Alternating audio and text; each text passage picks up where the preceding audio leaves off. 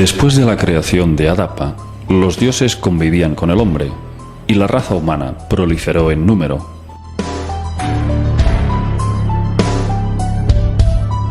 Los Anunnaki exigían más esclavos primitivos para sus tareas, pero poco a poco dejaron de utilizarlos como mineros y se fueron olvidando de las extracciones de oro para convertir al hombre en un sirviente para todo tipo de tareas.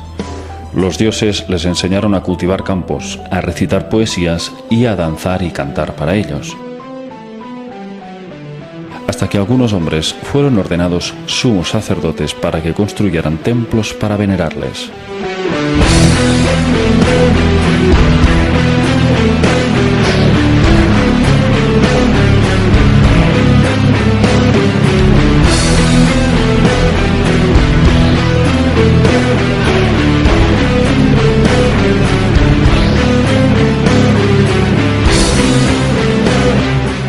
Cada Anunnaki alimentaba su egocentrismo fundando una ciudad propia para ser venerado como un dios. Todo lo que sabemos sobre los Anunnaki se lo debemos a un excepcional descubrimiento que tuvo lugar en un yacimiento de la bíblica ciudad de Nínive, la antigua capital asiria. Fue en el siglo XIX, en las ruinas del palacio de Asurbanipal, donde encontraron una biblioteca con los restos de 25.000 tablillas de arcilla con inscripciones cuneiformes, que nos relatan con detalle cómo esta civilización extraterrestre llegó a la Tierra hace 445.000 años y creó genéticamente al ser humano hará unos 300.000 años. ¿Quiénes eran realmente los Anunnaki?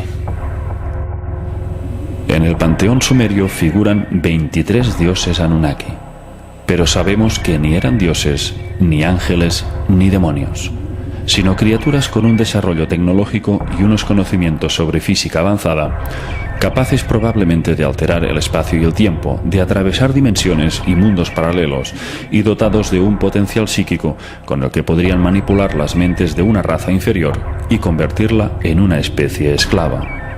Ante una civilización tecnológica como la suya, el hombre les consideró dioses celestiales con poderes para gobernar el cielo y la tierra.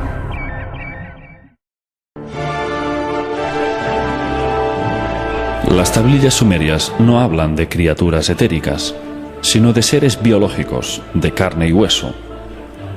Los Anunnaki eran una raza guerrera, arrogante y con unos instintos de conquista y poder insaciables.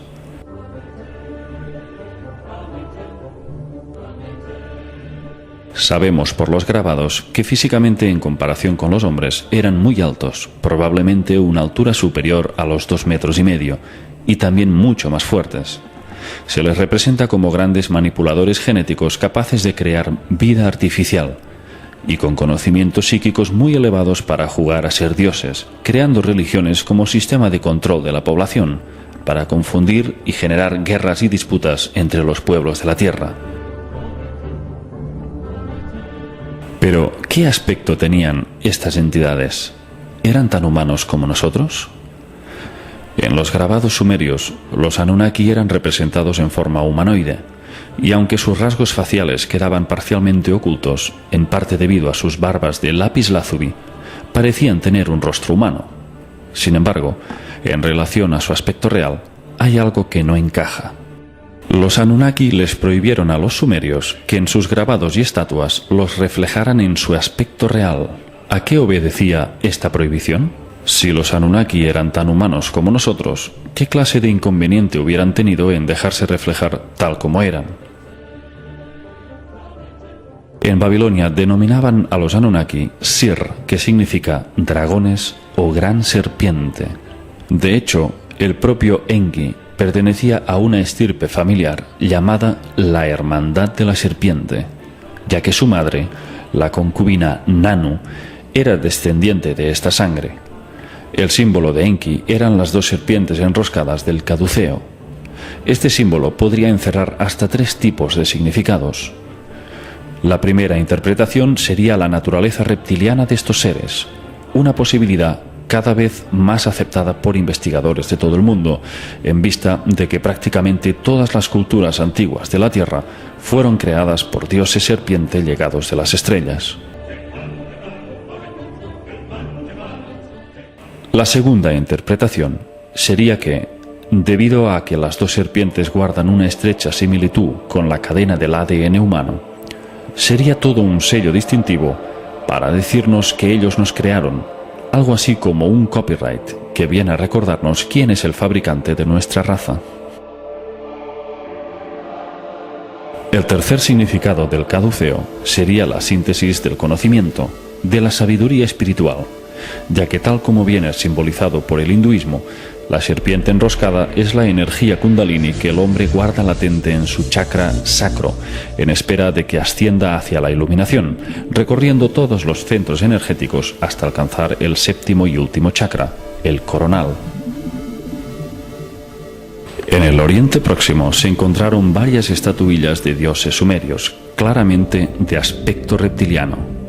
Sus rostros parecen ranas y sus cráneos son mucho más alargados que los humanos, especialmente en la parte occipital.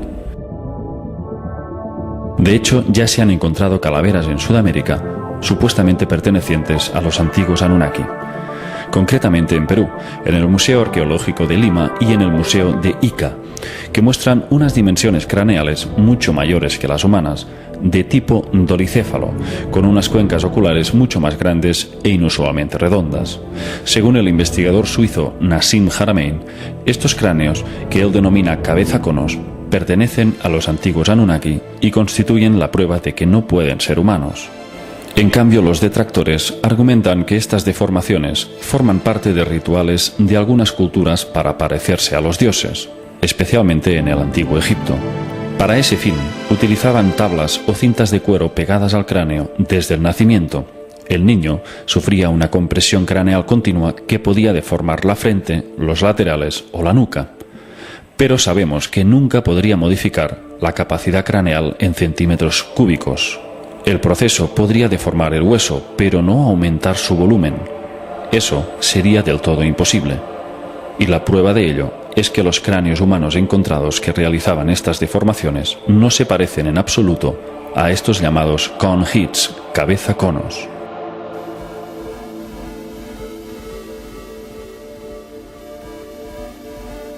El mayor tamaño de cráneo humano que se tiene conocimiento alcanzaba unos 1980 centímetros cúbicos.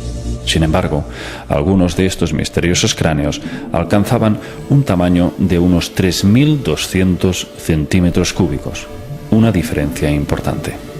Aparte de este detalle, estos cráneos poseen un 15% más de ancho en sus órbitas oculares, y la perfecta simetría de sus lóbulos descartaría cualquier presión mecánica externa. Estaríamos hablando, pues, de seres que no se corresponden al hombre de Neandertal, ni el de Cro-Magnon, ni al Homo erectus, pero mucho menos al Homo sapiens. En esta representación vemos lo que podría ser el verdadero aspecto de un Anunnaki.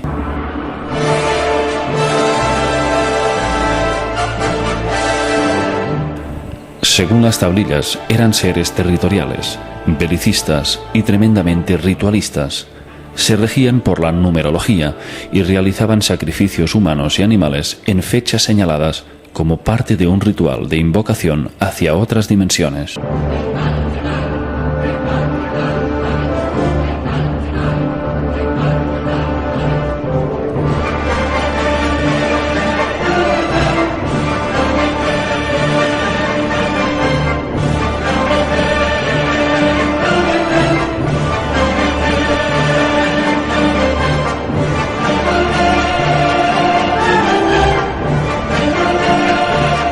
Durante sus ceremonias, sometían a los sacrificados a todo tipo de vejaciones, siguiendo un patrón parecido a los rituales adánicos. Les hacían comer y beber excrementos y les torturaban hasta el límite de sus fuerzas, para generarles un estado de pánico total. De este modo obtenían una energía de la que se alimentaban. Circulan ciertas teorías de que bajo un estado de pánico estos seres se beberían la sangre del sacrificado para absorber el estallido de adrenalina que con el miedo se propagaría por el torrente sanguíneo, y eso les produciría un gran placer.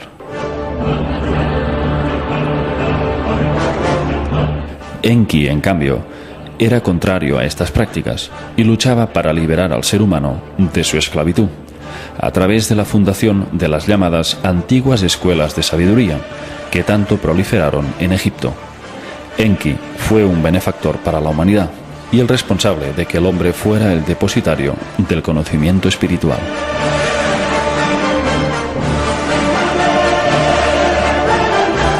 ¿Fuimos visitados en el pasado y posteriormente creados genéticamente por una raza de reptiles humanoides?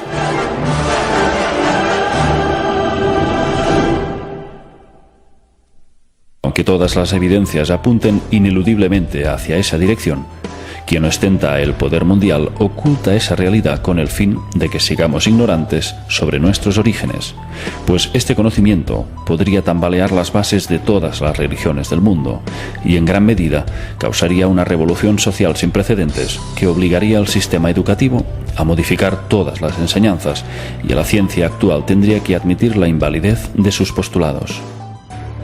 Entre el 10 y el 14 de abril del 2003, en plena invasión de Irak, el ejército de los Estados Unidos saqueó el Museo Nacional de Antigüedades de Bagdad y robó grandes cantidades de figuras, tesoros y tablillas que nos hubieran revelado mayores detalles de la conexión reptiliana de los Anunnaki. El 80% de los 170.000 objetos que albergaba el museo fueron robados y destruidos. Durante el saqueo, un incendio en la Biblioteca Nacional de Bagdad destruyó archivos de incalculable valor.